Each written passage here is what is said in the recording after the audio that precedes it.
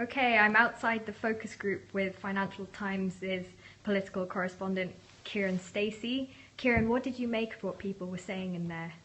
Well, in a way it wasn't surprising what we heard. We heard a lot of anti-Labour feeling. We heard a lot of people on the left saying that Labour's left them behind. Labour was a tool. He seems to have very negative ratings among the people in the room. And why exactly that is isn't clear, but there seems to be a bit of a feeling that he just got brought up from London and doesn't really care about the Scottish Party. That might just take time for him to bed in, but it might be something he can never fully counteract. And were you surprised at people's criticisms of Nicola Sturgeon?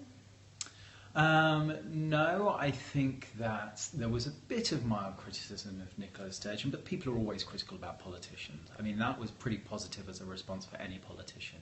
You know, for people to say she's a strong woman, she stands up for herself, she says what she believes in. Almost no mainstream politician gets that from a group of voters like that. So actually, I thought that was relatively in line. She's obviously less divisive than Alex Salmond. Again, that's not a huge surprise. But also there are some Alex Salmond fans, people who thought that he was much stronger than she is. So that was kind of interesting as well. And overall, what do you think the hope is for Margaret Curran in Glasgow East? I think it's going to be tough, but there are the votes there. There are people who are thinking, actually, if it does bring back the Tories, maybe I'll vote Labour again. I suspect she won't win.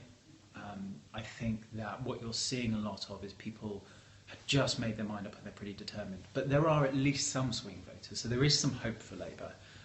It's just pretty slim. Thanks, Kiran.